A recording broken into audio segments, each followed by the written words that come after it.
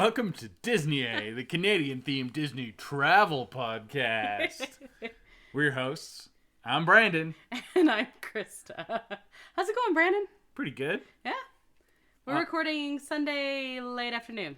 Late afternoon. There was just a little sprinkly shower. Yeah, we were caught walking in it. We did some chores this morning, and then we Lots of stuff off the old to-do list. The brewery. To celebrate being done, the stuff off the old to-do list. Yeah. Well, not all the stuff, but the big stuff. The big stuff. Anyway, yeah, so it's been a good little day, and it's been a while since we recorded as well, because we were away. And we recorded in advance of being away. And then we were away again. Yes. And we did not record in advance of being away that time. So there you go. This week's episode is going to be kind of weird. It's like a little bit of catching up, mostly news stuff. And we're going to talk about our recent-ish trip. And, yeah, pretty much new stuff. Before we get to that, Brandon, what are you drinking? I'm drinking a beer from Calgary, Alberta. Ooh. From New Level Brewing. Okay. It's called Hellion Lager. Ah, the artwork on it is super cool. It's a little graffiti demon-y looking dude. I'm a sucker for good artwork on like wine bottles too, but like beer and stuff like that for sure. Mm-hmm. Yeah. What about you? I'm drinking a White Claw. I think you brought it to me. It's Black Cherry White Claw. Perfect. Thank you. I just opened it. I haven't had a sip yet. So you're not drinking it. Now you're drinking it. Now I'm drinking it. I just had a sip. There And Brandon, what is your nerd thing this past week? Well, we went and cuddled baby goats. Last weekend. That's why we weren't able to record. Yeah, that's where we were. And I got to cuddle baby goats, and it was wonderful. Yeah, it's true. This corn maze, kind of local to us. We've talked about being at the corn maze before in the fall and things. It's a great little fall time thing. In the spring, because of course no corn, they do a petting zoo and they have baby goats to cuddle. It's the new crop of goats for all of your goat cheese needs or whatever they use the goats for. Yeah, and they lock you in a pen with baby goats for cuddling. They put you in a pen. No, they lock you in. The cuteness of the goats locks you in. Yes. There's no actual lock. No whatsoever. We literally just left. Wow. But the cuteness with great of difficulty, the goats, we left. The yes. goats were so Oh, cute. they're so sweet. And there was one that was just really, really young, and he was a baby, and he fell asleep on me, and then I couldn't move for like an hour. Yeah. It's the rule. Mm-hmm. It's like cats. It's just like cats. But baby goats. They kind of act like cats, too. That's very true. They're much more like cats than they are like dogs, yeah. I think. Yeah. Mm-hmm. It is officially June, and I'm a teacher, so I have just one thing after another for me is my nerd thing. That's lame. Yeah. I'm taking kids to a musical this week. Beaches, the musical. Sweet. Did you ever know that you're my hero? You're everything I would like to be. I hope that there's like a spotlight when they sing the song. I'm sure there is. Anyway. Okay, well, I'll add, last weekend, not only did we go cuddle baby goats, we also did an escape room. We did, yeah. And we went to a Queen tribute band. And that was super fun. It was super fun, actually, yeah. Mm-hmm. Queen has some good music, and the tribute band was a very, like, spot-on impersonators. Very cool. Yeah, very cool. Very good energy, just very fun, yeah. Yeah. But and now it's June, and all my free time has gone away for the next few weeks, but then I'll be free, and it'll be lots of free time, and it'll be lovely. So. And you'll probably play. So much Animal Crossing in Dreamlight Valley, it's not even funny. Yeah. There's an in-game event going on in Dreamlight Valley right now, and it's done June 5th, and I was just lamenting that I'm not going to be able to finish it in time. Oh, no. But I did finish the Star Path. The horror. I did finish the Star Path. The horror. I was mocking you. We haven't started yet, but we have a new show that is going to be starting this week. Acolyte. So we don't have like a spoiler-free gut reaction, but we have a looking forward to. Looking forward to. The first reactions were allowed to be posted on Twitter, and the general consensus is it's very Star Wars-y. It's like a little more mature, kind of like Andor. Oh, perfect. And kind of like a slow to get going. That's okay. Yeah, I think we're gonna like it a lot. So I'm looking. I'm forward okay with to the it. slow burn as long as it's leading to good storytelling. That's all. And better than flash in the pan and then we're done. And like a focus on practical effects and good fight choreography that and is stuff. Good. So I'm looking forward Me to too. it. That's exciting. 2 episodes on Tuesday. So all right. So soon. June is crazy for shows, Brandon. it is. It's wild. And I already screwed up. Acolyte's the first one. Yeah, but there's a documentary that was released on Friday on Disney Plus that I need to watch before we get really inundated, and I'm already out of days. Yeah, you're out of days. So. There's a Jim Henson documentary. Which looks really good, but that'll be there. Yeah, it will be. I'll like squeeze it in one day or something like that. All right, let's head to the news. Disney A News Update. Okay, you said you had news. Do you want to go first? Sure, I guess. Alrighty, I'm excited. So it's been pretty quiet on the like Disney, Marvel, and Star Warsy front, except for Deadpool's marketing is going strong. Lots of social media posting, and the latest thing is that they finally revealed the exclusive Deadpool designed popcorn bucket. I can't believe they're doing this. I absolutely can, and it's wonderful. You basically just have to watch the video that that Ryan Reynolds and Hugh Jackman they both posted to Twitter. It's kind of building off the whole Dune popcorn bucket that people may have made fun of in certain ways. Oh, yeah. This one is just straight up. Yeah. Anyway, it looks really good, and I don't know if we get it in Canada. Unfortunately, I think it is an AMC exclusive popcorn bucket, but I would totally buy it because it's hilarious. It would be weird to drive down to the States just to go to a movie to get this popcorn bucket. I don't even know how far away the closest AMC is. Dang like it. I was like, there isn't any, because we're actually really close to the border with the state, like relatively close to the border with the relatively close, but I don't know the closest AMC would be. But yeah, if you're driving several hours after that, then no. Any other news? I have Marvel news. Well, they had some more. They had the. I don't know what panels or they had some sort of little mini festival or something where they were showing pieces of Agatha at. Oh yeah. I don't even know what it was, but we have more clips of Agatha, basically. But it was not publicly released. No. It was just at this panel of whatever convention or thing, press thing it was, and they had more stuff. And also, Patti LuPone. She's just like. She's not scared of the Marvel snipers, obviously, because she's just like, I don't care. I'm just going to talk about all the stuff. Do you have any idea who I am? I'm just going to talk about all the stuff. And so, yeah, she's been a little mini spoiler machine. Yeah, nothing like huge, but No. she definitely was the one who gave out the, oh yeah, we're like walking down Witch's Road and like we're doing this. And we're doing this. And someone else is like, where she's just like, bleh. But again, she's like, I'm Patti LuPone. Do you not know who I am? All her co-stars have like panicked looks in their eyes as they're doing this interview. She's like, whatever. Yeah, again, I'm Patti LuPone. So, there you go. Yeah, that's cool. I have Marvel news. Giancarlo Esposito. Yes. Joins the cast of Captain America: Brave New World. Oh, okay. As the film begins reshoots. Okay. Not great, but they do that a lot, so who knows what that means. Right. But we like him. He did say, I had heard that he said that he had been in contact with Marvel and it was going to be for something you didn't expect, is what I had heard. And previous to that, he had said he'd be really eager to join the MCU. Yeah, but he didn't want to be a villain. I think he's probably playing a villain. I don't know. The not expecting, maybe. Yeah, I don't know. It's too bad because I think he could be actually a cool good guy. Yeah. He's just really good at being that cold, calculating. Not a crazy. No. Villain, like just super intelligent and just like yeah.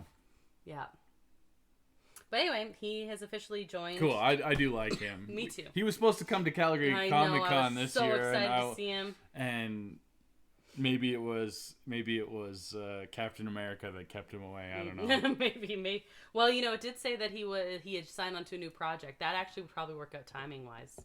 Yeah.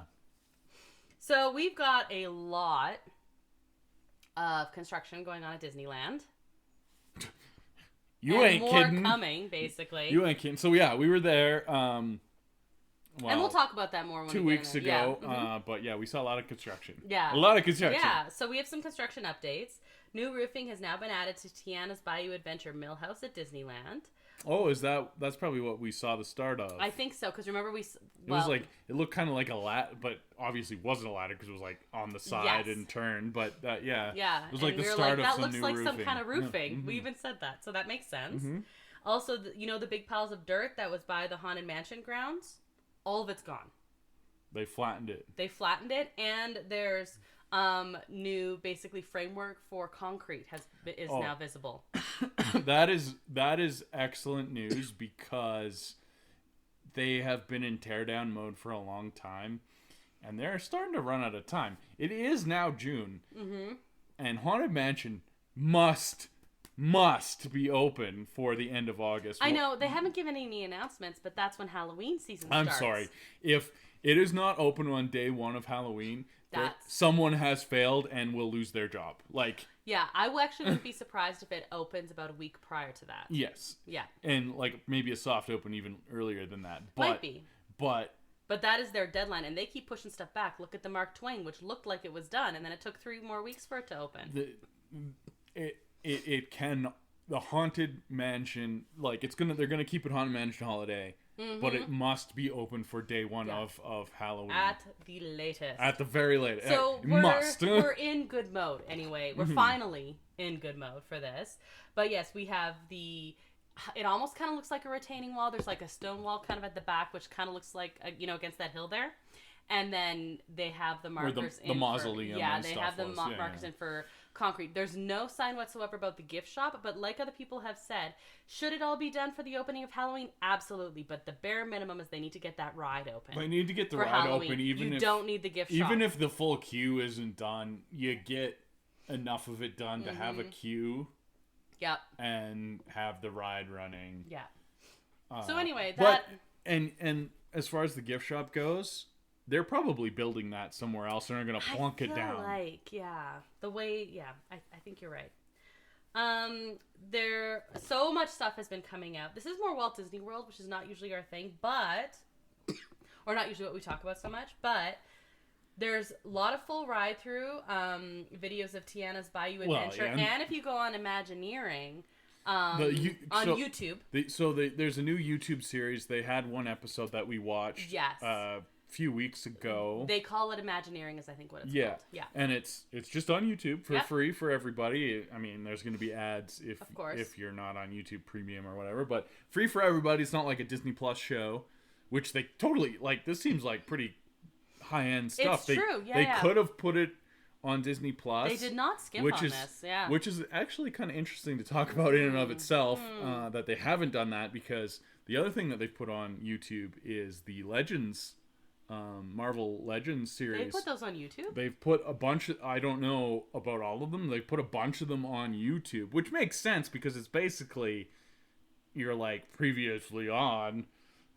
That's interesting. And that used to be only on Disney Plus. There's a bunch on YouTube now. Which, I mean, like I say, it makes sense. You're trying to catch people up and get them excited about the next project. It's basically advertising them to go to the next That should be anyway. something that's on YouTube. It was an easy dumping ground on Disney Plus, but that might show some signs of them not being as confident in Disney Plus. That's why I'm saying that's super interesting. Yeah. Anyway, so the Imagineering story, the first one, what was the first one's focus on? The first one was on audio animatronics, right. And that was our first glimpse at that's what they used as the pinnacle, was the Tiana Bayou's Adventure. So, and there's a theme here because that's their major project right now. They're building, of course. They're building one in Florida. They're building one in California. That's what the Imagineers are working on right now. I mean, they're doing other stuff. The whole thing is about other things as well, but that is what they're doing as their like climax of their episode. So animatronics, the first episode was very good. You got your first look at like Louie the alligator. Oh, so good. Mama Odie and stuff like that. That was very cool. And this one the focus was on music. Yes. And again, the big focus was on Tiana's Bayou Adventure, where there's a new song. They did not reveal the song. Smart. Yeah, it has been like leaked online and stuff like that. And in fact, now I did see Disney Parks posted a clip of it. A little clip on Instagram. Yeah. Because the new Zippity Doo Dah is a brand new song. It's not something from Tiana's The Princess and the Frog movie. It's a brand new song. Yeah. So there are actually some high energy songs. I honestly 100% thought they were going to go with Almost There or Dig a Little Deeper. That's the Mama Odie song. It's a super fun song, really high energy. I thought they were going to go with Almost There. Which is like a great song. Actually, we're not like the world's biggest Princess and the Frogs theme song, but the songs are great. The songs are pretty good. The animation was absolutely gorgeous. It's true. The plot was mediocre, and I don't know how they screw that up. You got like voodoo priest. Was great. And he ended up kind of lame, and like Tiana is a great princess. I think she's awesome, but I think she's awesome too. Like the plot was not great. Different things, like I think they. So this is funny because this is like we're going on a tangent. But I'm such a like. I don't care about the plot if I don't care about the characters, but I cared, like, the characters were really well done, and the plot they lost. Ray the Little Lightning Bug, I was in love with Ray, and actually Ray's Berets is the one gift shop that's coming. That they're building, yeah. Ray the Lightning Bug is great, and the song that he does, My Evangeline, is beautiful. Like, the music itself is beautiful, so I'm interested that they're actually coming back to it. They're writing a new song for the finale. Because Dig a Little Deeper is a super high energy song. That's Mama Odie's song. But I think... I don't know if that would work for... Not for a finale, though. Yeah. I'm interested to see the quote-unquote plot of the ride. Yeah, there's one real... Like, there's a couple weird things. But, yeah, anyway, so you gotta watch not the Imagineering story. That's on Disney+. This is Imagineering. Also, we recommend that, too, but it's different. Yeah. This is Imagineering on YouTube, and... They call it Imagineering. They call it Imagineering, yeah. It's... Shorter. It's very short, yeah. 20 minutes, you have you get to see an official... Have your appetizer, and... Yeah, exactly. Yeah. It's not like a POV ride-through, although other people have posted that now. Official media previews start less than a week from when this podcast is released. It starts, I think, June 9th or something it's basically open now. Book your trip. You can go. Yeah, they do a few weeks. Apparently, though, of the few days where they've been having like the super early bird stuff, they've had a lot of breakdowns, I've heard. Interesting. You'd think a log flume would be like... A log flume that's been operating for a long time would not be that hard to keep running. Think. Maybe it's the new animatronics. Maybe it's the new animatronics. Because the animatronics are very fancy. They're super cool. They are... It seems like they have taken away the amount of animatronics. But the level. Splash Mountain had a lot of animatronics. Oh, yeah. And some of them, like, they reused from whatever that thing. America Sings, yeah. Yeah. And, but the new ones are the high level, like you see the videos from Shanghai Disney, the Frozen ride and the Beauty and the Beast ride. Yes. They are on that level. Yeah, they're really high level. Which I always roll my eyes when they're comparing animatronics, and it's like, okay, those ones are brand new. Yeah. The ones you're comparing to are the ones that were making 20, 40, 30, like, the ones many we were years rolling old. our eyes about recently was comparing Frozen in Walt Disney World and the brand new Frozen ride. And you're like, there's about 15 years difference between these two rides. At least. And yeah, the Tokyo Disney probably put more money into it because they have the partners foot the bill, and yeah. Yeah, but anyway, this is really high level. We did watch Fresh Baked did a side-by-side comparison with mini some of the scenes. Yeah, just some of them. Kind of like an overview. Yeah, so a few of the moments, and again, just based on like, but it was based on the official release footage, and you don't know how doctored that has been. Not in terms of what the scenes themselves are, but like out of place of you have to chronological. You have to guess where it is in the ride, yeah. and they're not showing you in great detail what they don't want to show you. Yeah. And all that, but the stuff they showed was actually pretty impressive for the most part. I think the animatronics look really good. I think a lot of the exterior stuff, well, they had to deal with the barren briar patch type hill, Splash Mountain Hill, and they're forcing some theming in there that just looks terrible, but whatever. So some of it, yes. I think the Bayou stuff is good, but there's some weird stuff where I said it feels like they're shoehorning stuff in there. But we'll see. What did you think? Like, we have to see it, and very important, we have to hear it with the music. The zippity doodah scene. We did see an image of this. I think the big finale scene, the scale is actually grander. I was surprised that they're not keeping like a riverboat there, because I thought that was an easy tie-in. Totally. And a nod, like... Especially in Disneyland, because it's like right on the rivers of America. Yeah. And it feels like the Mark Twain just came in there. But side by side, you could tell that the new scene is actually scaled up and it is grander. Yeah. And the new animatronics are fantastic. You're losing hidden Mickeys though. Like, I don't know. They better be putting some other ones in there. That was one of my favorite hidden Mickeys. Yeah.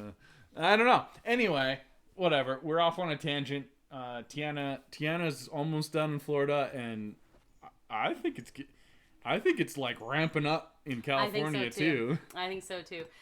They haven't released any dates other than it's coming this year, but just judging from where we are compared to where they were at the same, you know what I mean? It started about 5 months later, like we've said. I would not be surprised if it was done September. Yeah, that's kind of where we were discussing and thinking. It's not going to be open for the beginning of Halloween season, but it'll be open for Halloween. That's what I think. Before the end of Halloween, I would be shocked if they were not running new Splash Mountain. I'm also going to continue to call it Splash Mountain. That's fine. It should be Splash Mountain. Speaking, back to our. I know a lot. Like most of this episode is catching up on news anyway, but also we have new construction coming. Beginning of July, Hungry Bear is closing, and actually that whole entrance to. We were just laughing at our cat. Sorry about that. That whole entrance to Galaxy's Edge is closing as well. If I was a project manager at Disneyland, I would be a little bit embarrassed right now. They are a little bit worried about your job, quite frankly. They are doing way too many construction walls at the same time. I agree. That is an entire... The whole point of Disneyland is that it's designed as a circle. Yeah. That's cutting off a big... pie. There's a reason you call something the hub and like it's a wheel. Yeah. Brutal. Anyway, whatever. That'll be like a month, I would say. Probably. I think it's like connected to the Critter Country stuff, and they say they're looking at the Hungry Bear kitchen while it's all kind of which is an opportune time. Like, well, that whole section is closed. You might as well do it, but doing it in the middle of summer. Maybe not the smartest planning of timing wise. Well, and some people are annoyed because it was literally announced like the day of or the day after that the discounted summer tickets went on sale. So a bunch of people bought tickets, made reservations, then by the way, this other stuff is closed. Like you said, you're not going to Disneyland to go to Hungry Bear, but there is something about like, this whole walk, like it's actually almost more jarring having the walkway and the like movement closed. Yeah. The flow of the park is very disjointed. It's not that for me anyway. I don't know. So maybe some people are really wanting to go eat at the Hungry Bear. They have good food there. I don't know. They do. We almost went and had a burger there when we were there. We didn't. But the flow of the park is cut off. Yeah, it is. which matters.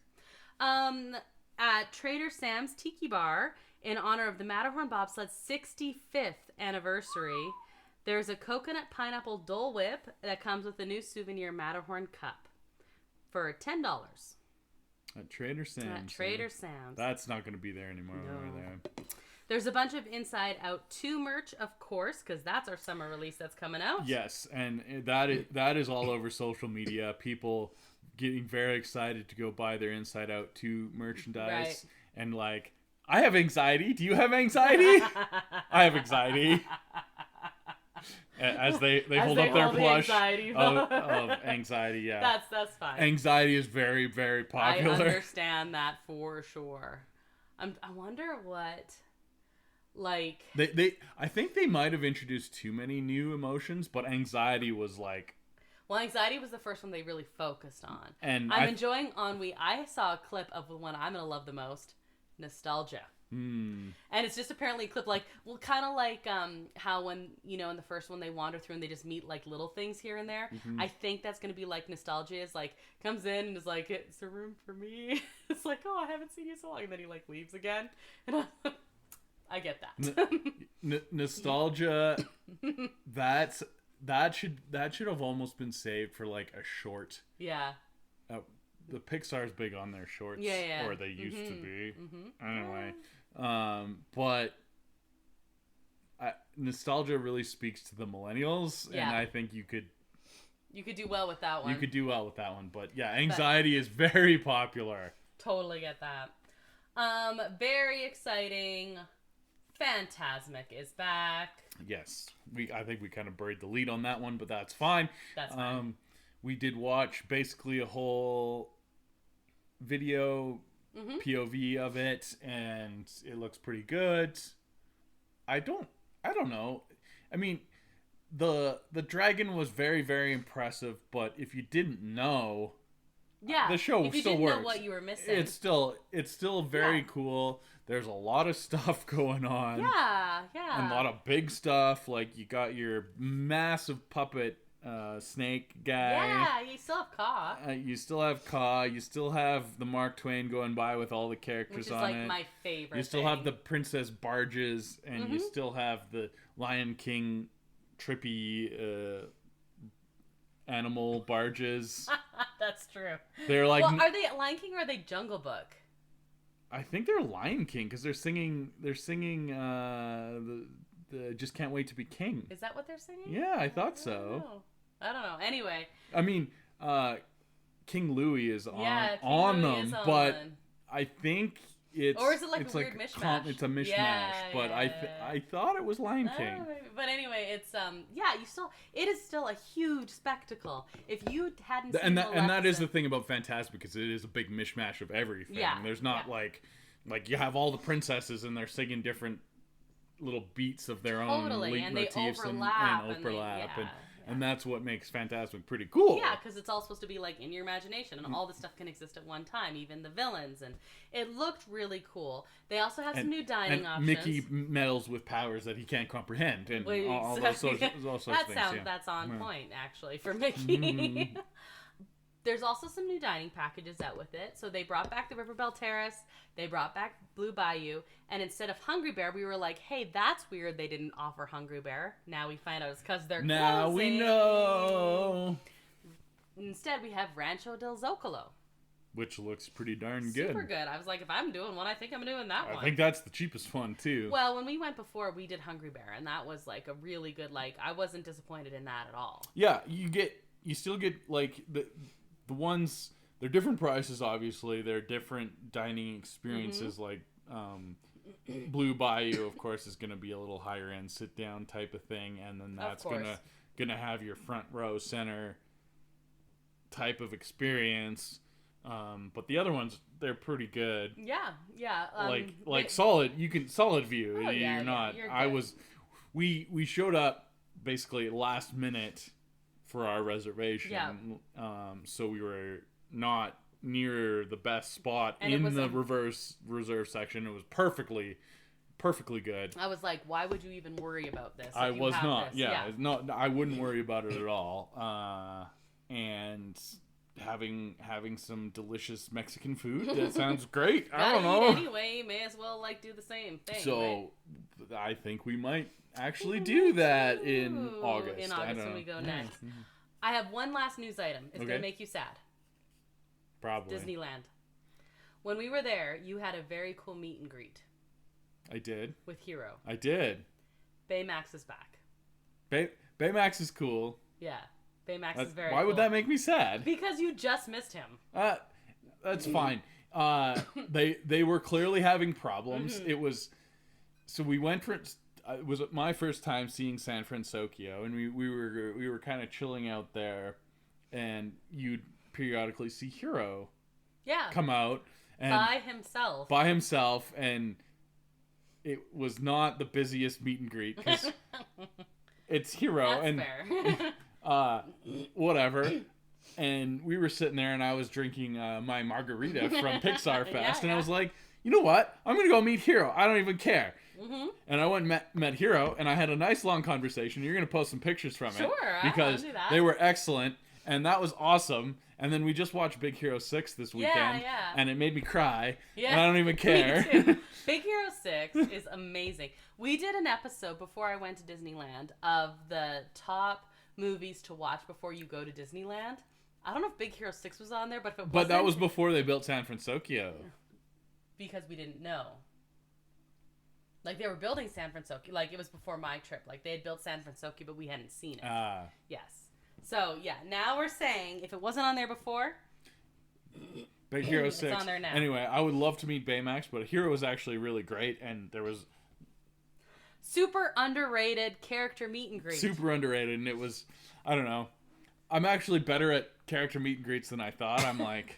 I'm super awkward. Little sharper. My favorite... Okay, this is, again, talking about trip review, which is what we were going to be talking about main topic, but I just have to say, best meet and greet that I was there for, I, like... You gotta save this for the walkthrough. Okay, let's go to the main topic then. Tease.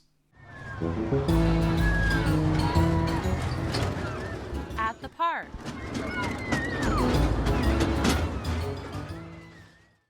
Okay, main topic. Can I say it now? No. Ah! Still teasing. Okay. We were at Disneyland.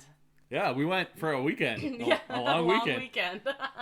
That's kind of cool. That is super cool. I love telling people that. So our May long weekend is different than the States' May long weekend, where we don't do Memorial Day. That's the weekend after. Yeah. We have Victoria Day.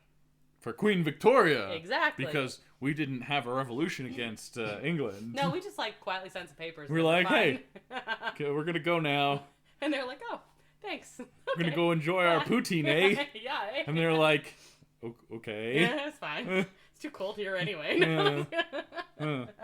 Anyway, so yeah, that's our long weekend situation, and we went for the long weekend, and it was everything I always wanted. Literally, was that not the coolest thing ever?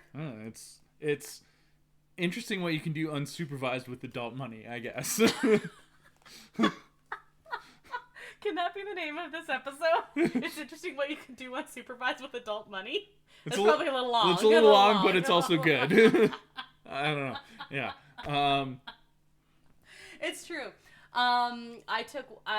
You didn't work the Friday. I had a half day, so I took a personal. Like, I'm allowed X amount of personal days. I took part personal day for that. And yeah, we flew out Thursday night, and we were by Friday morning. We were in the parks, and like it was. We would have gone for an hour on Thursday night. And we would have made it. Except Disneyland was only open till 11 on Thursday, and only open to 11 on the Sunday, which was really weird because they were open till midnight on the Monday. Yeah, bizarre. Who made those hours? I don't know. I was shocked, but whatever. But weird. But yeah, just we rolled into town pretty late on Thursday, and we're up bright and early on Friday. Sure were. Checked into our hotel and rope dropping. Okay. So we were in the parks Friday, Saturday, Sunday, and part of Monday, and then we flew home, which was our holiday, and we were at work Tuesday morning. Which is so cool. We did not crack our front door at home until 2 a.m. on the Monday. But I made it for Belle on a Tuesday morning. I drove a half an hour to work and was there for a little after 7:30. People at work couldn't believe it. They're like, "What'd you do on the long weekend?" I was I was not the last one to work. So. There you go. And they were like, "Oh, I went camping." And but just so you know, it snowed here May long weekend. There were flurries. Yeah. And they're like, "Oh, this." They're like, "What'd you do?" And I went to California. I went to Disneyland. Okay, Friday. Okay, in general, we don't have to go day by day and stuff like that. But first, let's talk crowds. Because right away, we got in line at Rope Drop Friday morning. Very strange cadence of crowds, I would say. And we noticed something super weird about the Rope Drop crowd Friday morning. There wasn't one? Well, there was a rope drop line, but not for rope drop. Oh, right, there was a security rope drop line. We got in line at security, and I was shocked because we were there at 6:30 a.m. and the security bag check does not start until 7. And when we were there at Christmas, it would get lined up pretty significantly. Very busy place. It was very, very busy. This I'm expecting that it's not going to be as busy. Yeah. I know it's a long weekend for Canada. So there's going to be some Canadians. Yeah. It's still a weekend. It's still a weekend, but weekends have been kind of hit and miss as well, actually, since the reservation system has evened the crowds out. I wonder why they want the reservation system. Anyway, we get there, and the lineup is almost past the construction fence. Yeah. For downtown Disney. Just to clarify, we go in the downtown Disney security. Yes. We the last couple times we stayed, and then again when I stayed with my mom and sister, we stayed at Best Western Stovall's Inn, one of the Good Neighbor hotels. This time we didn't, but we stayed at the motel right next to it. Right next to it. It had a mega wicked sale on. Yeah. It was super, super cheap. And we were like, we're there 3 days. We're there we're in the hotel for 4 hours at a time, basically. So we're still using the same security. We needed a bed, and the bed was sleepable. Fine. It was totally fine. Yeah. So that's fine. So we're using downtown Disney security, and they're constructionizing the nice. This was Din Tai Fung area. Din Tai Fung, is kind of where it is, and they're planting some gardens there and stuff. We heard them talking about the order to put the flowers in, which was very fascinating. Cool. Actually, I took a little peek through the construction fence to go. Really cool, whatever. We're like, we can't wait to check that out. The whole point is this lineup was really long, and I was like, what in the heck is going on? I know. We're like, is this a flashback to Christmas? And then I start looking at these people, and there is zero ears. Zero ears. Zero lounge fly Mickey bags. Merch. Yeah, zero lounge fly bags. A lot of hoodies. A lot of no Spirit jerseys or anything. And I'm like, almost all gray. Almost no kids. No strollers. None. No kids. None. I was like, what in the heck is going on? Way back where we were, I was the first person wearing ears in that lineup. And for quite a while. Yeah. And I was very confused. I was like, what is happening? I thought they were maybe reintroducing Tower of Terror because I thought I was in the Twilight Zone. And they were all wearing gray. And so whatever, we're like, I don't know. And so they open security eventually, and we make our way through eventually. It's pretty quick because there's no strollers. Of course, yeah. Weird how fast that goes then. And whatever. And we go. And as we're walking through downtown Disney, we notice there's a big kiosk set up, and there's a bunch of cast members doing stuff. And they have a bunch of taped off queue switchbacks. And there's a bunch of people, and basically everyone that was in that security line got in this random queue. And you're like, what is going on? So I went and asked. So you went and asked. And it was a special Lorcana release. Yeah. So people were literally all lining up for security for this Lorcana release. Yeah. And I don't know if they had to pay for it or if it was like a limited edition. or if it was just a brand new set. Lorcana is kind of Magic the Gathering Disney. Yeah. I'd heard of it, but I have never. I've heard of it. I've seen the card packs in stores. Yeah. I just don't know what was special about this release, but there was a whole ton of people lined up for it. We cruised on by that because no, you are not getting into Magic the Gathering Disney. No, that's a bad Krysta. I was like, I wonder. No. You're just like, wait a minute. No. We put the kibosh in that. We kept walking. Yeah. And we were first in line at actual theme park. Yeah. Because, of course, the real trick is if you're not staying at a Disneyland hotel, either the Disneyland Hotel Grand Californian or Pixar Pier, you always book your starting park as the opposite of where they're offering early access. If you have the option, that's what you do. Yeah. Yeah. And it worked, make sure you have the option because worked so well. it is so much so much better. Smooth as anything. You'll see even like when the early access is for Disneyland, the crowd will get really, really big. But if it's for DCA, the crowd for DCA at rope drop entry will be twice as big as the one for Disneyland, which is weird. Yeah, but it's so for rope drop, like you're talking once you're in the gate. When you're in the Esplanade, you can see the people lining up to get into the gate for the park that has early access. Yeah. If it's Disneyland that has early access, it'll be really big. If it's DCA, it'll still be quite big. Disneyland, of course, is always going to be more popular. Right, okay, yeah. If you're going to buy a single non-park hopping ticket, you're probably buying Disneyland. You're probably buying Disneyland.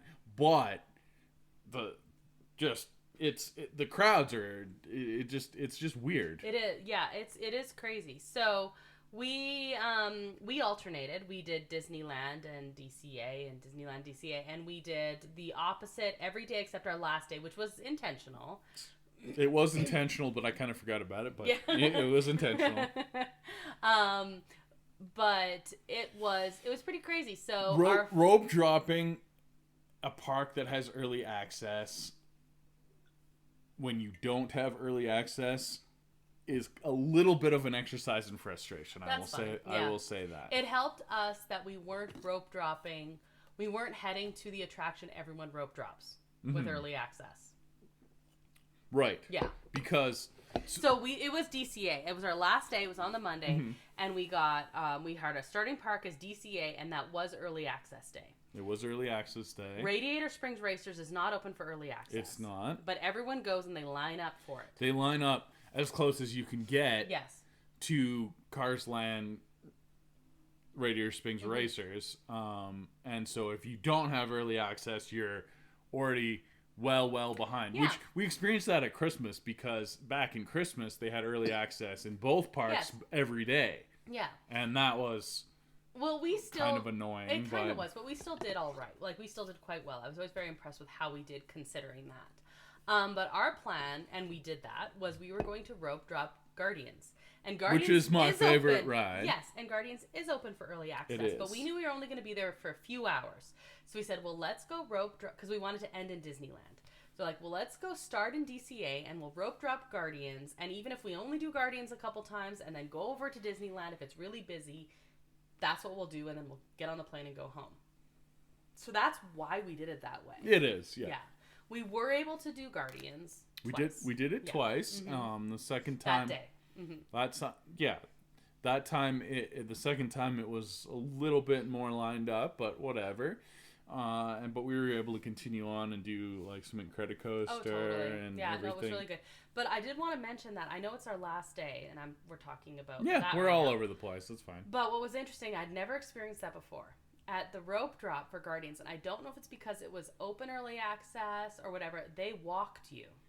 They had cast members pace carring you all the way, and then they consolidated you into a single file line to get you into the queue. Every other time I've rope dropped, they take down the rope and tell you to stand there, and then they tell you to go, and it's like a free for all. There'll be periodic cast members yelling at people not to run, but they're not controlling the crowd at all.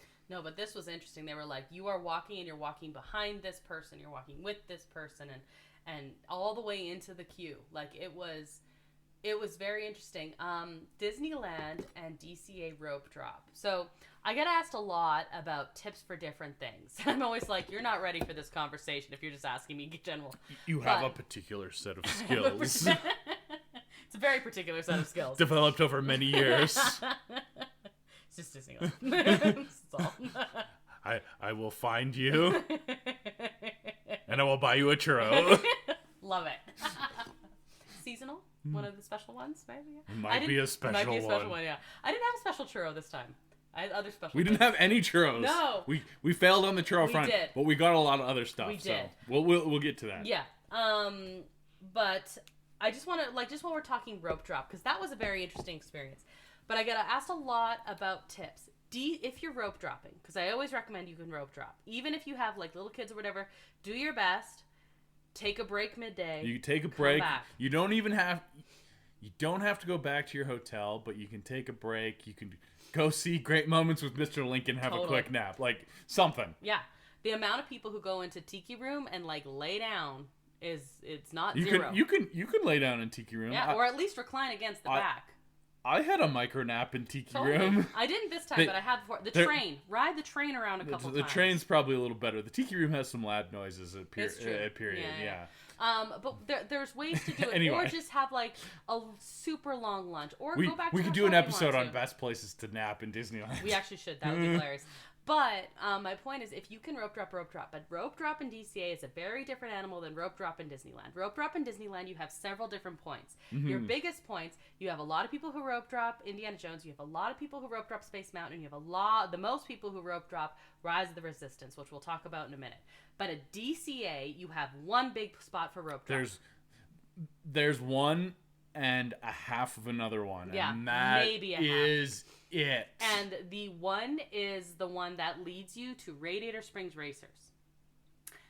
The one that heads you to Cars Land. As soon as they drop that rope and you're allowed to go... Well, they drop the rope and then you have to wait. And then as soon as you're allowed to go... Disneyland, no matter where you're going, for the most part... They have a lot more cast members. They have a lot more cast members. And they'll be like, walk, don't run. For the walk, most don't part, run. yeah. Walk, don't run. Yeah, there's a couple of minutes. We're getting there. Don't jump ahead. But what Radiator Springs... It is people run. People run, and they run like crazy. It's pandemonium.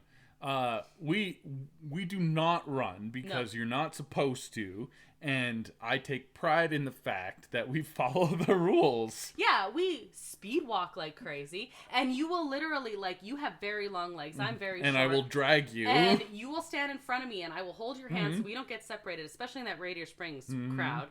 And we speed walk like crazy. But and even that's the other thing. Don't run. We don't separate. I could leave you in the dust and you could come find me. Totally. We do not separate. No, that's lousy. Don't do Most people, a lot of groups at Rope Drop. Yeah. And other times, but a lot of people at Rope Drop, they will send one just charge the fastest person. Just charging ahead, and then they'll have 10 people coming behind them. Yeah. Oh, excuse me. Yeah, and I usually don't mind if it's like one person. Like one person's like, I had to park the stroller. Whatever. I'm generally okay with that. Yeah, but it's usually when the one person even if it's like ahead. A family of 4 and like 2 of them are ahead and 2 of them are behind. No, it's when they send the teenage kid to run. If there's the 13-year-old kid that sprinted when you're not supposed to, and then the family of 10 comes behind them. That bothers me. Anyway, even that's not what we're talking about. At DCA, there was a dad who took off running, and he had his metal water bottle, fell out of his backpack, and he yelled at his kid to pick it up, and they kind of like went and swooped it. Any person that was it was a very quick walk. Anyone could have stepped on that, rolled their ankle, broken their ankle, and that's your start to Disneyland because some idiot, and it was an adult, decided he needed to sprint and out of the gate. And that wasn't even rope drop. That was from the park gate entry to the rope. Yeah. So it's absolute pandemonium. So be aware of that. There's different things like that. And we could talk about a bunch of tips like that. So we did rope drop Cars. the one day, or the first day we did DCA. Yep. The first day we were there, though, we were at Disneyland, and we rope drop Hyperspace Mountain. We did, because I've never been to Hyperspace Mountain. Mm-hmm. I was excited to see it, and you kind of you have to pick. Disneyland's interesting. You have to pick and choose. There is multiple options, like we say, for a rope drop. About 3. Maybe 4. The bit like, so there's 4. Yeah. But 2.5 directions. Or that's 3.5 directions, I should say. Tomorrowland is where we rope dropped. You kind of go by the Plaza Inn restaurant, and that gets you right at Astro Orbiter. Right on the right hand side, facing Tomorrowland Astro Orbiter entryway. Mm-hmm. Rope drop, and that everyone there is going to Space Mountain. Yes. In fact, when I went by myself the one morning when I was there with my mom and sister, that's the direction I went. Mm-hmm. And we got there, and as soon as we got to space, it was closed. And so we all turned around and just jumped into Star Tours. And she made a joke. She was like, "Hello, travelers who are here from Space Mountain's closure." Yeah. Yeah. You know you're going that way for Everyone goes to Space Mountain. We rope drops. It was Hyperspace Mountain. And we were on the second roller coaster or whatever. And that works out really well. And then from Space Mountain, you can go right to Matterhorn and basically walk on that. Yep. You could rope drop Matterhorn. That wouldn't be weird. That wouldn't be super weird, but it's not typical. Space Mountain is. If you want to do both, you do Space and Matterhorn, not Matterhorn then Space. I would agree to that. Yeah. The proviso being one or both could be down. When we did the mountain challenge, we got it on the 3rd time. Yeah. But when we did the first 2 times, Matterhorn was down. We were skunked by Matterhorn twice on the mountain challenge. Yeah. Just being down for like the first 20 minutes or something. But yeah, anyway. Ride closures at rope drop can really impact your strategy. And Spaces or Matterhorn is often closed at rope drop.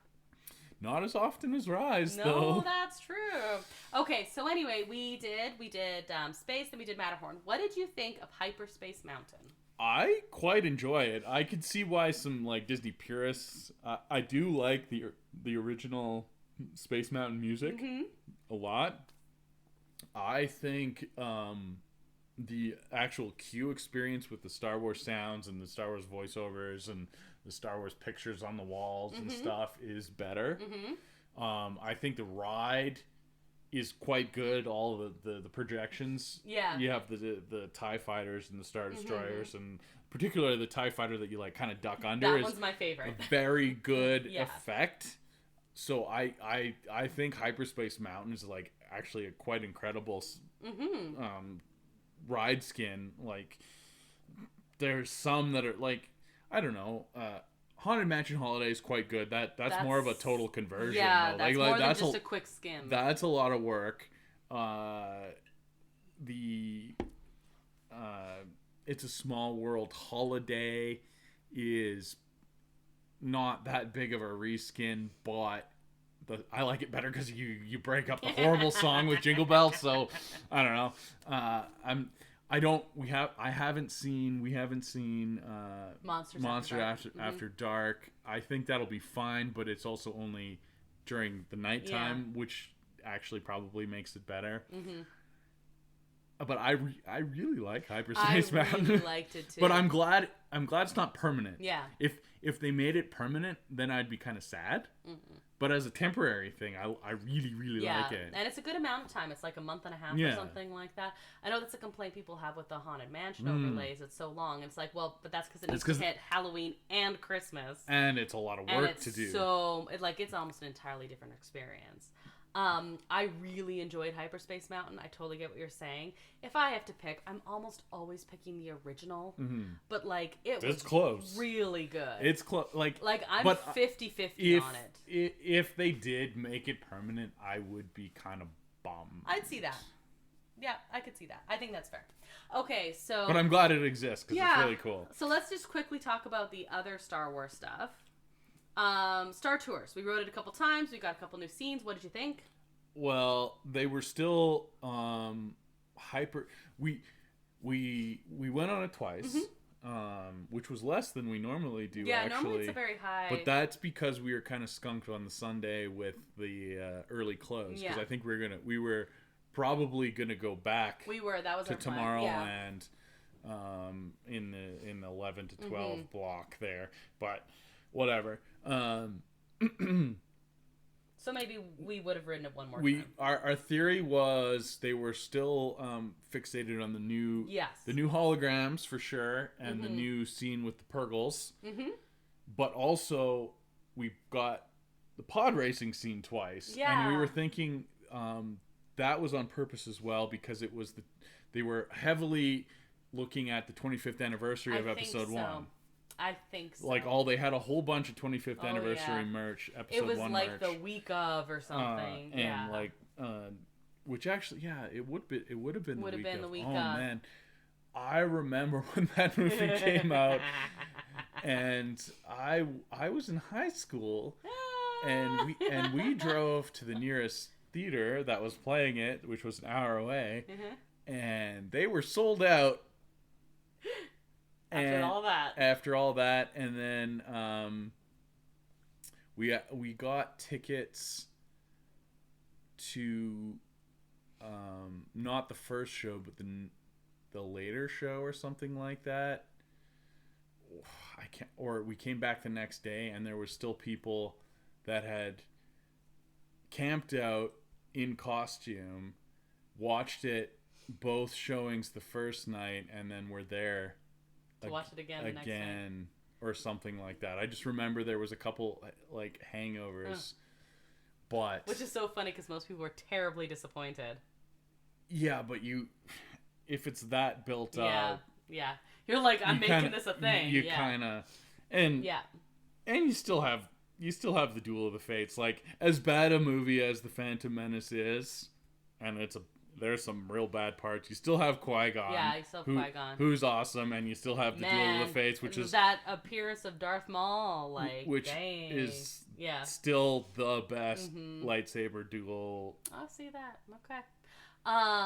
Plus you had this buildup of this whole time. Yeah. So anyway, hyperspace Star Tours. The new scenes are really cool. The new holograms are really cool. The Mandalorian one is very 3D, like mega 3D.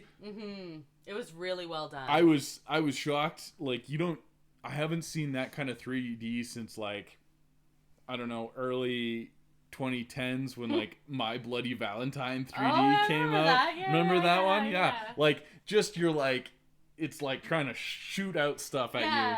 And I was not expecting that, because you're in Star Tours, you have 3D glasses, but the 3D effects are like very minimal. I appreciated the other 3D one. And then we saw Andor as well.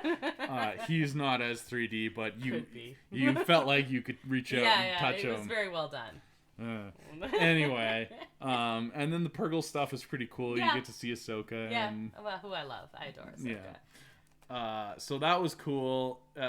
And then you said the other Star Wars stuff. Oh, we did the scavenger hunt. We did. That was kind of neat, actually. There's little canisters hidden around Batuu in Galaxy's Edge, and you write down the symbol, and then you have to decipher it, and then you get a little trading card. Totally. Which was fun. Some of the canisters were actually kind of hard to find. The map was not very good, but whatever. And in fact, the one time we were walking by with the map, and it was the one near Oga's, and she's like, "Come here, it's not right." The map is wrong. It's on the other side of the street. She's like, "I know." She didn't tell us where it was. She's like, "It looks like this on the map, but it's the opposite." Yeah. I'm like, oh. Okay, thank you. Yeah, because most of the other spots on the map were fine, but that was a fun little thing. What about the new droids? And then we didn't see very many characters in Batuu, but we did get to see the new BDX droids. I love them. So they're BDX because they look kind of like the BD droids from the Star Wars game, but they're a little bit chunkier, so that's why they call them X, because they're not the exact same. Good for twerking, the chonkiness. But the chonkiness is good for twerking. They do that.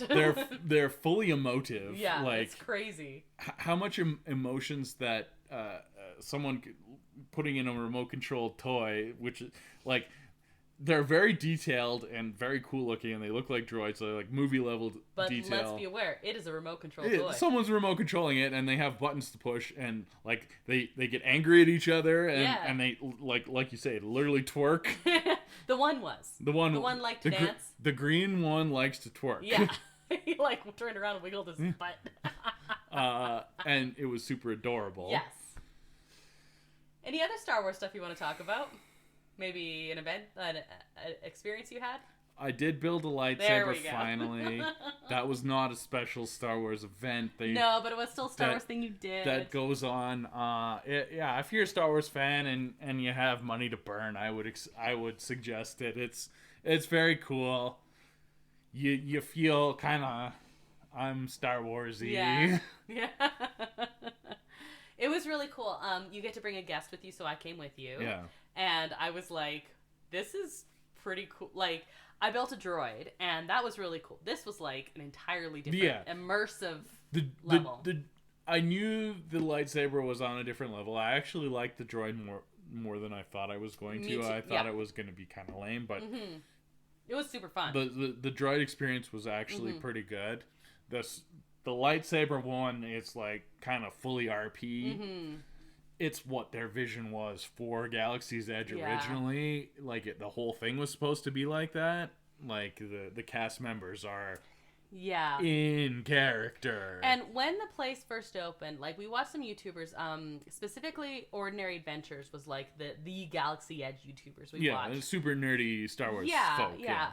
They do more like conversing with the cast members, with the language you're supposed to be using, and things like that. You don't say hi. You say bright suns or rising moons, and to the spire, stuff like that. It's how many credits, not how much money, and that has slipped more and more. Oh, it's way more. Yeah. Not in Savvy's though. No, exactly, and so like that's like this pocket. Which is good. You are paying. I would think it should be Savvy's and Oga's specifically, but even Oga's it slipped. A little bit, although less so than other places. But yeah, it has. I noticed the difference between when we were there this time and when we were there last time, let alone the first time. Savvy's though was really cool. Like it's expensive, but if you have the means, you get like yes, it's expensive, but you're paying for the experience and a lightsaber, which is going to be expensive no matter you buy it off Amazon. That kind of lightsaber is going to be expensive. So if you're a Star Wars fan, I would say yes. Yeah, it was very cool to come along with you. Do you want to talk about the one you built? Yeah. Okay. It's like someone talking about their fantasy football team, right? Okay, it's fine. I built a dark side one, and I got a purple Kyber crystal. It looks really cool. Because, which we still have to open, I got a purple one because the red ones, if you get it, it's red, obviously, because when you're in the experience, you actually just pick the Kyber crystal itself. Right.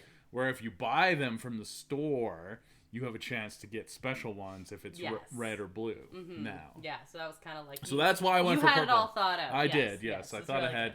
And so I have a red one ready to go because I do want the red one in the dark side saber. But you're like, in case I get the special one. I want the special. I want the black Kyber crystal. Yeah, that's fair. That's really cool. Okay, so we rope dropped that. We talked about Star Wars a little bit. The other time, we rope dropped in Disneyland.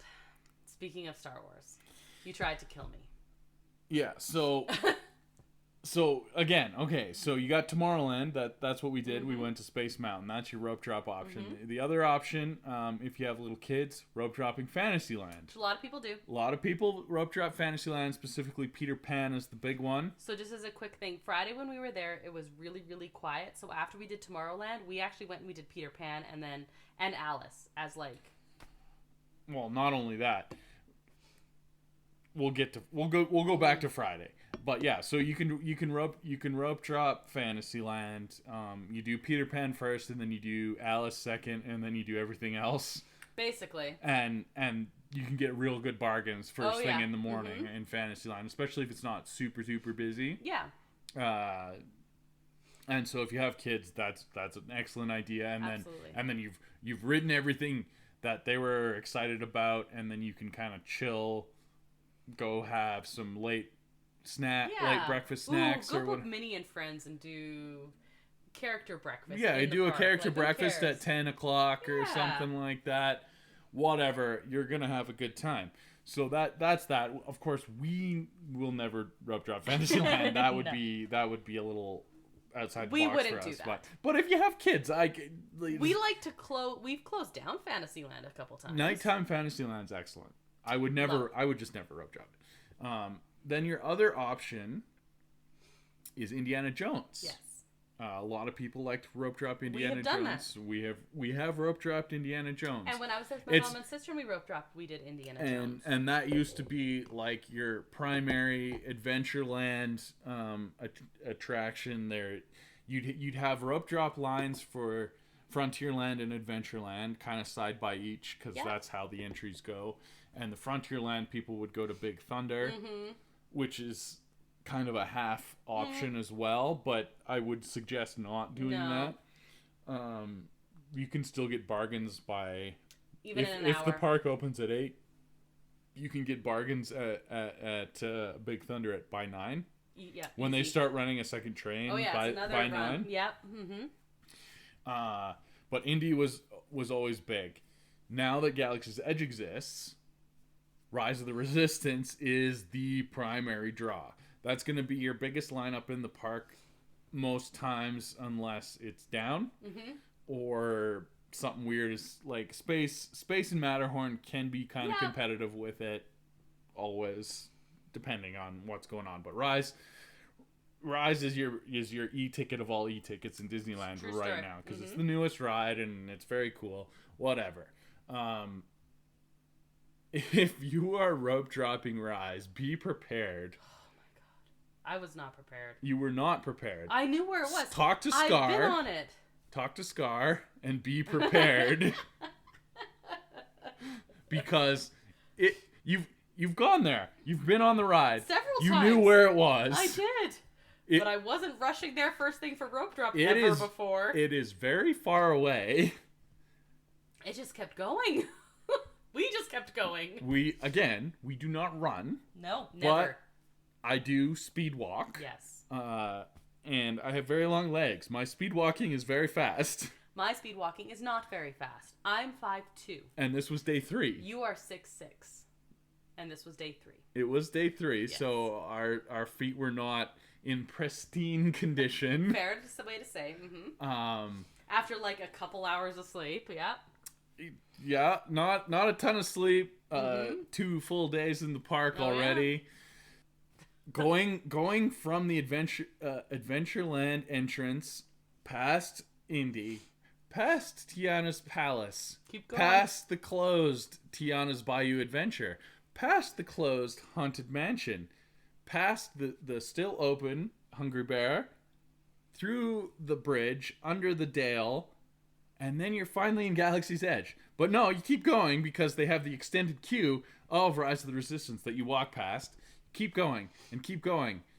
And the other thing about this is there's very few cast members. So we were getting passed by people absolutely sprinting. Disneyland is generally better about people doing speed walking, not running. Sometimes people will do like a short run and they get yelled at right away.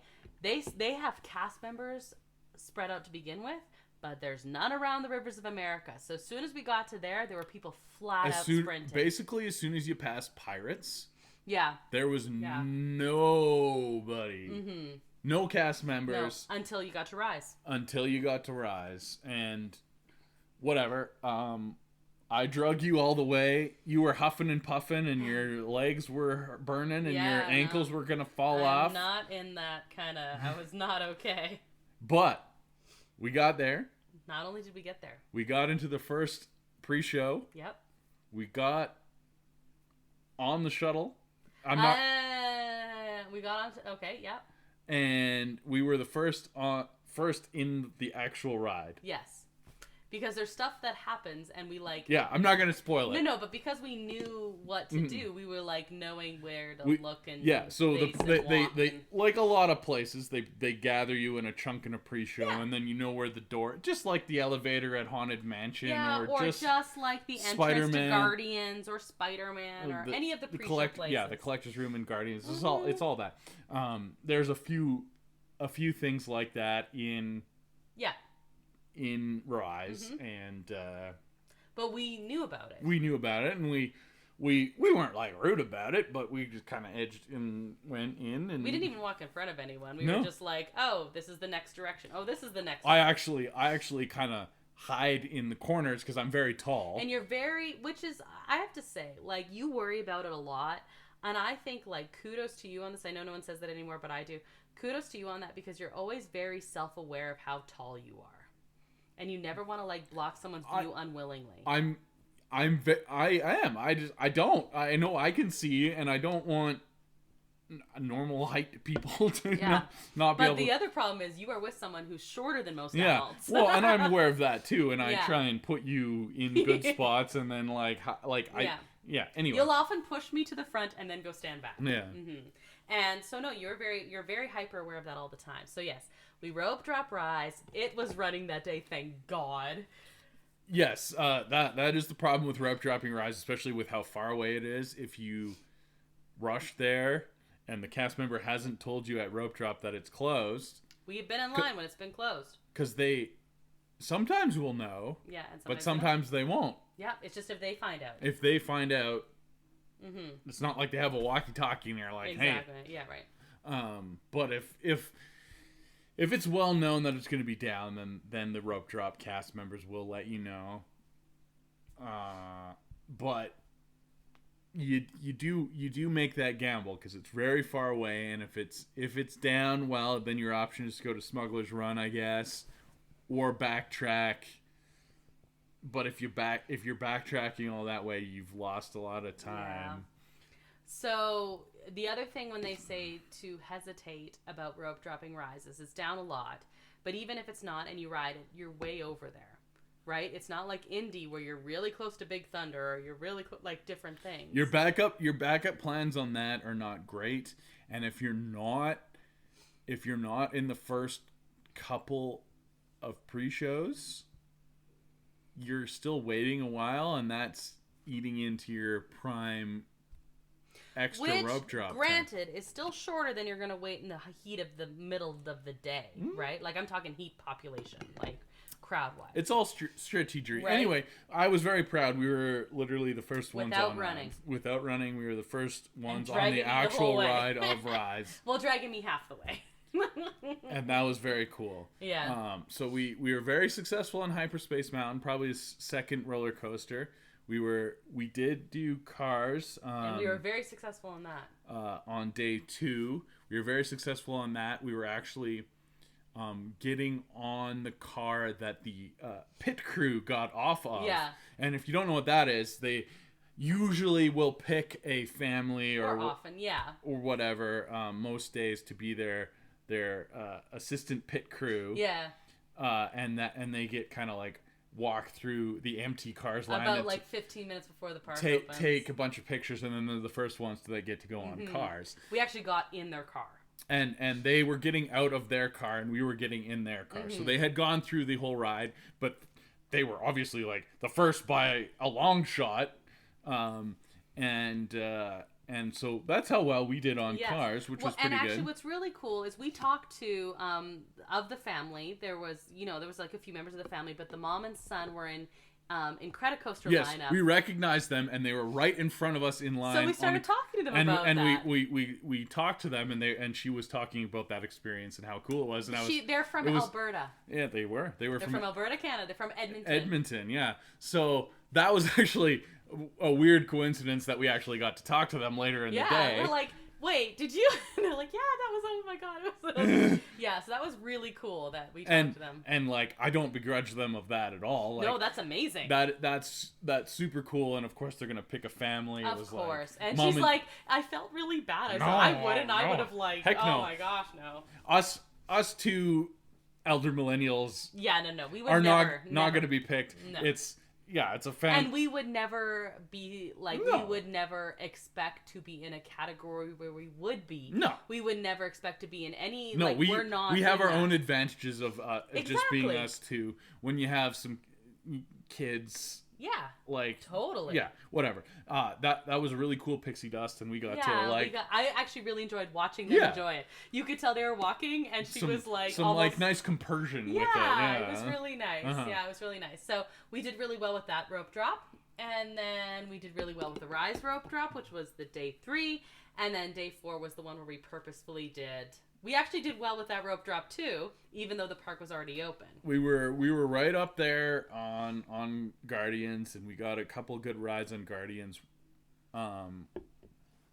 Yeah. So all our rope drops actually turned out really good. Mm-hmm. Friday. Let's go back to Friday. Okay. This is turning into a much longer episode than intended. Yeah. Well, you're excited about talking about something. Yeah, that's fine. Friday was the least busy day I've ever been at Disneyland for. So Friday, when I was there with my mom and sister, it was Dapper Day, and it started really busy. Mm-hmm. And then just throughout the day, the crowds just died completely. Friday all day, most of the day, was what that Dapper Day was. It was crazy. So we rope dropped Space Mountain. It was also a grad night. It was a grad night. The Friday and the Sunday. Yes. It was a grad night, which might have led to what we experienced, because we rope dropped Friday morning, and by 11 a.m., everything was still a walk-on. Yeah. Everything. We went back on Space for our first Genie Plus at 11 because we kept pushing everything back. Because we were walking on everything. I bought Genie Plus as soon as we walked in the park, but I was like, I don't want to book it because there's no reason to. Yeah, we ended up using it later. We did end up using later, and we did park hop, and like the whole grad night thing is a whole thing, and it started getting busier as it got later because DCA stays open for the grads until 3 a.m., which is wild.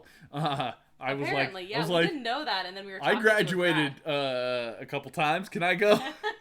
Right? No, I need you to go to bed. Never mind. No, we are way too old for that. Unless we take the next day off, we're going to bed. But I could not believe it. We rope dropped Space. We walked on Matterhorn. Then we wandered over to Toontown. Oh yes, because this is your first experience with Mickey and Minnie's. Well, my first experience with like Toontown, new Toontown in general, and that was whatever. And I had booked a lightning lane for Mickey and Minnie's because I was like, okay, well, by the time we get there, it's probably worth it. And I was looking at the line, I was like, let's just go on it, and then we can loop back around and do the lightning lane. No, I canceled the lightning lane and moved it to something else because it was not worth it to use the lightning lane. We went on Mickey and Minnie's twice. Yep. And then Gadget's Go Coaster, and then Roger Rabbit's, and then we walked out and did all of Fantasyland. Almost, yeah. Everything was a walk on. Yeah. So our second ride on Hyperspace Mountain, which was just before 11, was our 10th ride of the day. Oh my goodness. I keep track of what we do every day. Mm-hmm. And then at the end of the day, I count how many rides we've been on. So I actually keep track of even while we eat and things like that. Yep, no, and that's very cool. How many rides did we do in our 3.5 days, keeping in mind that our half day was one of the busier It was crazy busy. I was shocked. It was a random Monday. I would have lost a lot of money on that. The Monday before Memorial Day. Mm-hmm. I'm looking at my list, yeah. Yeah. How many rides did we do in those 3.5 days? 91. That's a lot of rides. Yes. That's a lot of rides. Yeah, and I'm just looking at this going like, oh my goodness, this is a lot. And we had some pretty chill downtime. We did. We did like a fair bit of chill downtime during this time. When the sun came out, we got Genie Plus the first day, probably unnecessarily, but we did use it. But we used it more later after grad started picking up. The day would have been fine without it. Mm-hmm. And then we didn't get it the next day because we're like, wow, that was weird. It was a little bit busier it was a little bit busier, but we used us not having it in the middle of the day to have downtime and try some Pixar Fest food and some Pixar Fest drinks. So excited for. And meet some characters. Yeah, it was actually really cool. We met Talking Doug. We met Hero. We met Talking Doug. Yeah. We met Pluto was over there. We met New World Order Cat. Yeah, that's right. We met Iron Man. Mm-hmm. Okay, can we finally say it now? Your coolest character interaction, or the one I was most impressed by. Your coolest character interaction might be Hero, or of course maybe Doug. Doug was great. I didn't like. I didn't like. You weren't as present myself as well, but I was just excited to meet Doug. Yeah, it's a talking dog. Oh my god, it's a talking dog. We were walking through Avengers Campus, and we were like, oh, someone's coming out. Oh, look. And they came out right then, and it was Iron Man. So we jumped in that line right away. Yeah, we were like third in line for Iron Man. Which is one of the biggest lineups always. Mm. And so we get in line, and we're going to do the picture and stuff like that. And he asks who our favorite Avenger is. and the benefit is the day that we met the most amount of characters is also the day we drank the most. This is true. So drinking helps your social anxiety. This is true as well. And so I was like, wow. I mean, obviously Iron Man, just like laying it on thick, right? Yeah. He's like, good answer. That's the right answer. But now why? Yeah, and he was like, yeah, no, that's a good answer. And so I was like, okay, that's whatever. And then he's like, he hits us with like, but why? I was like, okay. And what did you say? Challenge accepted. So then I was like, wow, let me tell you. And you're quoting. And I'm quoting the movie, himself. And I'm like, I'm quoting himself, and I'm like, wow, billionaire philanthropist playboy. Genius, yeah. And he was like, very good. Very good. And he went, wow, very good. and the cast member taking the picture was laughing just too. Cracked up. Which I think is the real goal. Yeah. So nailed it. Absolutely nailed it. But we had a great, even on this Saturday. Yeah. So this is a very long episode. I'm going to condense it down. I'm going to wrap it up here. Let's do that. What was your favorite food that we had? Can it be a treat and not a food item? Yeah. I had dill pickle lemonade. Nice. Yes. Okay. No. Or tied with my Dole Whip. Can I tie? No. Dole Whip is lame and boring. Dole Whip made me so happy. Yeah, you always like Dole Whip. The lemonade is the right answer. Special. It was sparkling lemonade. Sparkling dill pickle lemonade is, I think, what it was called. It's a summer item.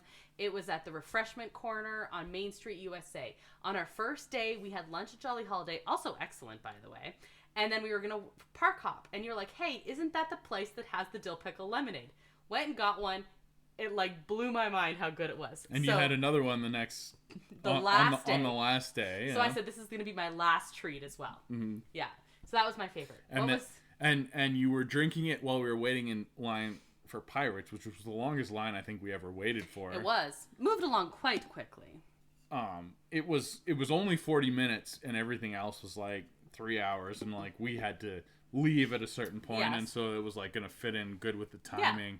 And there's very few lines I will be scared of at Pirates, because 40 minutes in a Pirates queue feels like 20. Yeah, at most. For sure. You're just moving the whole time. It's very quick. It feels very quick. So we specifically went and got that so I could have it in line. Yeah, and you were sitting there waiting in line, and the ladies in front of us were like, what is that? And then we had to tell them, and then one of them was like, oh, I want that. And they were mobile ordering for when they got off the ride to go get their it's true. dill pickle. They were like, lemonade. okay, it's how. Hold on, and they're like Googling how long the ride is so they could add up how much. So that was good. I think my favorite food. Can I make a guess? Yeah, probably. You could probably guess. Was it the mac and cheese? Yeah, it was the mac and cheese. They had the spicy. At Hanger Management food booth for Pixar Fest, they had the spicy mac and cheese, but I think the combo one. Yes, agreed. I really liked that too. It had regular mac and cheese with the spicy mac and cheese. The mac and cheese was very, very, very spicy. Like, We really like spicy I food. would probably say especially like you. 7 out of 10. Yeah, for you. Which for most is people very is beyond what they can handle. like, I don't know many people in real life that would be able to eat it. Yeah, I agree. Even so, we really like spicy food, especially you. And you're like, it needs to have the other one with it. To, like, you even it out. You need to even it out. And then we had the elemental margaritas. Those were really good, actually. After to like kind of quench your. And I'm not like I either love or hate margaritas, and I really liked these. Also, it had rock candy floating in it, which helped. Well, yeah, the rock candy was great, and mine was like spicy mango, but it didn't taste really like mango. And wasn't very spicy. Right. It just had good flavor. Yeah, it was like very good, yeah, very good flavor, totally which is. And you had the blue one, which was fine. I really liked it. We had quite a bit of Pixar food. We had a couple summer items, but we really focused on the seasonal stuff. We tried to have the special stuff. And the Soul Gin drink was also. That was very good. It was called the Great Beyond. Yeah, and it was very pretty. It was very pretty and delicious. Yeah, it had an orchid floating in it. And the Soul Booth also had great beer. Yeah. Including the strongest beer I've ever had in my life. It was like 10.5% or something. We got a flight and you're like, wow, this one's crazy. We went and ordered it again. We're like, why is this one so much smaller? Oh, because it's twice as strong as everything else. They only did a 10-ounce pour for that one. Because otherwise you would be like passed out on the street. We had some Pixar food at the booths and then at the Troubadour Tavern, and then which was also really good. We had the potato and the mac and cheese wedges. Other than that, we had summer food or like general things. Yeah, it was very successful. We did watch the Pixar parade. We did. That was super fun. The parade itself is like fine. It's like Cavalcade Plus, I would say, but I like the song. It turned out really good. The Better Together? Yeah, because it's like the Better Together parade, and they had like a kind of theme song for it, Better Together, but they made it work with all the different IPs, and I thought that was very cool. I really liked the Turning Red float. Four Town, that was very cool. And yeah, no, it was all pretty I thought good. they did a really good job with it. It was the exact right tone for a daytime DCA parade. Gets your energy super up. Well. Yeah. DCA needs a parade more often. And I think a daytime parade is more important in DCA. They used to have Main Street Electrical Parade in there a little bit, and that was fine. But I also remember when they had the Pixar Play Parade. I'm talking 2008-ish. Yeah, I think that was there the one and only time yeah. I had been to Disneyland before. But it was very similar energy to that. And in fact, I think the Incredibles and Frozen, when they're riding on things, I think those are actually holdover from that. Yeah. But it was the same energy. It's just light, upbeat. Yeah, it was really good. And I really liked it. It has to be a little bit of a smaller of a deal. Like, I haven't seen Magic Happens, but I did. That's a big to do. It is. That works better in Disneyland because it doesn't cut off the entire park. No. Whereas the through fare of DCA, if you have a parade going through it, it literally cuts, like, the park can't operate. Yeah, it works better for each park the way they have it now. I like there being a daytime parade there. The other thing I wanted to super quickly ask you about was the Pizza Plant trucks. Oh, yes. Totally forgot those. There was just what we were talking about Pixar. It made me think of it, there was. So I love Hidden Mickeys. Me too. Super fun. Hidden Mickeys were dead to me on this trip. It's true. It was all about finding the Pixar trucks. Yeah. We had heard about them. We had seen a couple videos with a couple examples, but we didn't look up anything. Nope, we didn't want to. On purpose before. We knew there were 50. We knew there were 50, and we were just looking for them everywhere. I think we found slightly over half. Yeah. Yes. And that was super fun. They were on, and there's one we never saw, but I knew exactly where it would be, and we the line never took us that way. It was on Indiana Jones. It was on Indiana Jones like, in like the extended interior queue that we never went through. Someone posted it a week later on Instagram, and I was like, I knew it. Yeah, I knew it. So that was a super fun little side mini game to like keep you occupied. Some of them were on rides, some of them were on queues, some of them were just out in the park. One was in a kiosk. Somewhere you had to look up, some you had to look down. Some were in pre-shows, some were super hidden. Yeah, somewhere. Yeah, it was really cool. I was impressed. You found quite a few of them. I was very good at it. Yes, you were. I will toot my own horn on that one. But I was proud. I pointed out a couple to you, and you were like, "That's pretty good." Although you would have seen it like half a second later, so whatever. But yeah, we found a little over half. I am gonna go probably and watch a video of someone doing them all, just so I can be like, what did we like? Which ones did we miss? What did we miss? Yeah. But they're there till, while Pixar Fest is going on, so you have time. Go find them. Yeah. And to cap it off. Okay. You're like, this is going to be a short episode. Well, I thought so, yeah. I was like, there's no chance. Anyway, we did get some Magic Key Holder specific merch. We did. Because we are Magic Key Holders. We actually got a fair bit of merch. We went to the Magic Key Holder specific rest area in DC. We did, yeah. That was cool. But we got a Magic Key Holder t-shirt for Pixar. It was the Pixar Fest Magic Key Holder specific t-shirt that you have to be a Magic Key Holder to buy.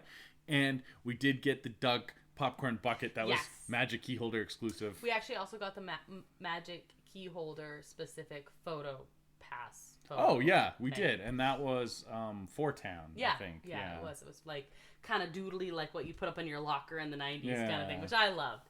But yeah, the highlight is of course the Doug popcorn bucket. We got a couple sippers. I got a new Lothcat. The sippers were both Star Wars sippers. Yeah. Well, and I got a Tiki Lothcat from Oga's, but those were not Magic Key. The Magic Key Holder was Doug. Yeah. And he's adorable. He is adorable. And a talking dog. We should watch Up again. Oh my god, it's a talking dog! So, do you want to go to Disneyland for another long weekend with me? Well, we're gonna go in August, so no. But after that, maybe. Yeah. You gonna say what you booked it like recently? I did. It's booked. Let's finish with this. What are we doing in August? Going to Disneyland. For how long? A long time. Yeah. It's like a week and a half. We're also going to check out Super Mario World. We are. We're excited about that. Super Nintendo Land. We're going to do one day at Universal. My parents are coming. We're going to show them around Disneyland. Yeah, they're going to meet us while we're there for a few days there, and we're going to kind of come back at the same time. Yeah. Yeah, they're gonna join us.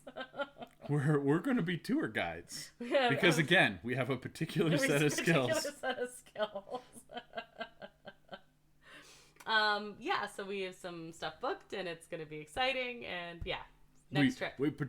We specifically booked it for near the end of August, so all of the U.S. kids are back in school. And then we're coming home, and I have one day until I go back to school. And we're very seriously going to try to get the first Oogie Boogie badge. We're gonna try our best. Yeah, we do understand how difficult that is. Oh yeah, of course. But we're still gonna try. We're gonna try. We have as good a shot as anybody. That's exactly right. But we'll talk, of course, a lot about that as it gets closer. But anyway, it was a great time. This was the coolest thing I've ever done. One of the coolest things I've ever done, anyway. So that's our show for this week. Thank you, Emil, who's responsible for the custom theme song you heard at the top of the show. You can find a link to his work at our website, disneya.wixsite.com/podcast, and that's also where you can find a link to all of our social media accounts, as well as our email. You can find Disney A episodes on all of your favorite podcast streaming platforms and on our YouTube channel, Adventures A. Also, we are now listed under YouTube Music for the podcast as well. If you've rated or reviewed our podcast, thank you, and if you haven't yet, please do. It actually just helps others find us because algorithms. So I'm Krysta. I'm Brandon. And until the next adventure, which I don't know what it is yet, so you'll notice I conveniently skipped over that part. TTFN, ta-ta for now. Thanks for listening to Disney A.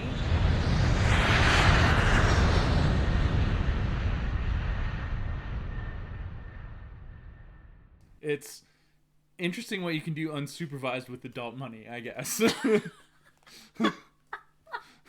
Can that be the name of this episode? It's interesting what you can do unsupervised with adult money. It's probably a little long. It's a little long, but it's also good. I don't know. Yeah.